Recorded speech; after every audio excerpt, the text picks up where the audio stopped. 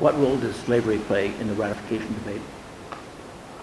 Well, the South, many of the Anti-Federalists in the South particularly, were very concerned that the Constitution did not address slavery clearly enough and did not protect the institution of slavery for them. So you have these debates in North Carolina and South Carolina where they talked about, well, slavery is not even mentioned in the Constitution and they want to abolish the slave trade. And so they disagreed with that, but then ultimately because they didn't take a very radical approach in writing the Constitution and completely eliminating slavery, that's how they agreed to ratify the Constitution.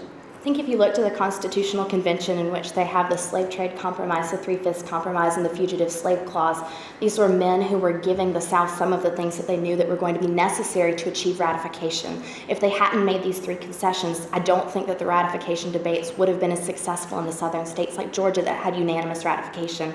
But with these concessions, these were compromises that allowed the nation to come together within a union of 13 states. Did I understand you correctly in your opening to say that the supermajority required in the Senate can be traced to process established by the Constitution? We said that the supermajority rule required by Article 7 for ratification, it can kind of be reflected in the role of the filibuster today, where you have the opposing party implementing the filibuster, requiring the supermajority vote to end the filibuster. Is there any evidence that, in fact, there is a relationship that it was adopted with reference to that or based on that, or is that just a conjecture on your part? Well, I mean, you can see that they adopted this 9 states, this supermajority, so that it would possibly ensure that the contiguous states would ratify, or that a majority of people, a large state would ratify. And this can also be seen, I mean, although it is a more of a conjecture, it's not rooted in specific evidence. You can see that it does relate somewhat to the filibuster, because if it's required for a supermajority to talk about legislation or to pass legislation that ensures that most people would agree with it, that majority leaders would agree with it, and that many people would. You can trace the supermajority vote throughout American history. Under the Articles, 9 out of 13 states were required to give consent if a new state were to enter the Union or if they were to enter the war. 13 states, the unanimous ratification would have been required for any amendments, which is what made this new Constitution necessary.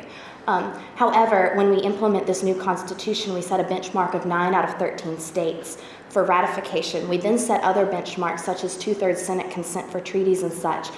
So when you see like more controversial issues in the implementation of the filibuster within the Senate, you do see this higher level of benchmark set to prevent majority tyranny. What was so significant about the small states in the ratification convention making their decisions so quickly? Well, I believe that, like you have in the state of Rhode Island, who was the last state to ratify, and they're kind of the stubborn scapegoat of the 13 states. And they actually kind of ironically at the end, they said, well, I guess if everyone else ratified the Constitution, we will as well. And they proposed the same amendments or Declaration of Rights that the other states proposed at the end of their convention. So they kind of copied everyone else. And that was the significance of that smaller state. You needed the... Thank you.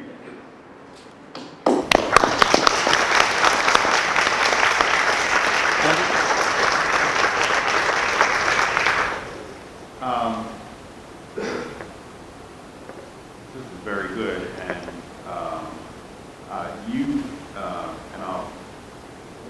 the true test will be the noted constitutional scholar John Kaminsky comes up. But for my money, your knowledge of the ratification process, the specifics among the different states, was so far the best I've heard, and really pretty impressive. Someone's been doing some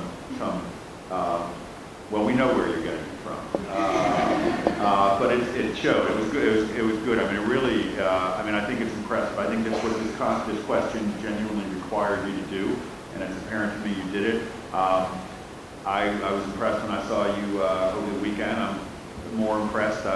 You're a lot of fun to have this conversation with, and it's really an impressive display of learning. I really mean that. Well, one of the things that I witnessed was your eye contact with each of us. You have a lot of energy, you have great passion for the subject, and something that did impress me throughout your opening statement as well as your responses to the follow-up question were your continuous references to very specific comments that were made by the delegates or taking excerpts from specific Federalist papers. And I thought that was extremely well done. I like your reference to authorities. I think you did a very good job there. You got an 11 from me on that one. You really did a very good job in balancing philosophical concerns and political concerns.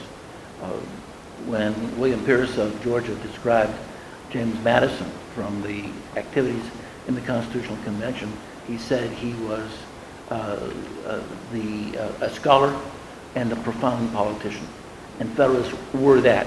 And it was that political knowledge that greatly assisted them in getting the Constitution adopted. And so I very much appreciated that side. You sort of glanced over Massachusetts, saying it was one of the easy states. It was a tough state. And in fact, they realized after 3 weeks of debating, they had failed, the Federalists did. And they had to go with the recommended amendments. You know all about that. And so you can see they had to diverge to a completely different form of ratifying because those 400 delegates almost were mainly anti-Federalists. So they used that method, which becomes the method in all the other states except for Maryland, and that's how we get ratification. Again, politics in the Confederation Congress. They wanted bandwagon. And there were only 4 or 5 anti-Federalists. They could have pushed it through. I like the fact that you used Rich Henry Lee in there. He proposes a Bill of Rights. But the compromise is, let's get rid of opposition. They're meeting in secret so no one knows there's opposition. And we'll send it out without approbation, which they could have done very easily, send it with approbation.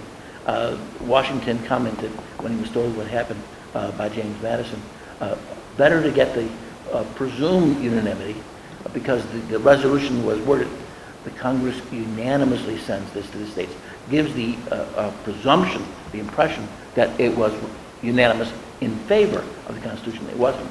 Washington said, not everybody can peep behind the curtain and to see what really happened. Let me see. New Hampshire, very good on New Hampshire, how they meet in February, and they don't have the votes, and so they delay. Again, an example of great politics. Slavery, you could have expanded upon that, but you did, what you said on it was correct, and it becomes a very important issue, particularly the fugitive slave clause in Massachusetts, where slavery had been prohibited by judicial decree. And also the 3/5 clause is important throughout the country. Let me see, I think, the supermajority. I think it was very, very insightful to bring the Senate's position right now in line with the supermajority. It was obviously a rule that the Senate made, but what you gave us here, which really I haven't seen commented very much at all, in all of the opposition to the filibustering going on, they don't comment on this precedent of supermajorities over and over and over again. And so that was fantastic that you were able to bring that out and not only bring it out, but then when challenged, when you could have been flustered very easily, you came out very authoritatively and gave proof to your statement. So I think you did a terrific job, and you and your teachers deserve a real round of applause.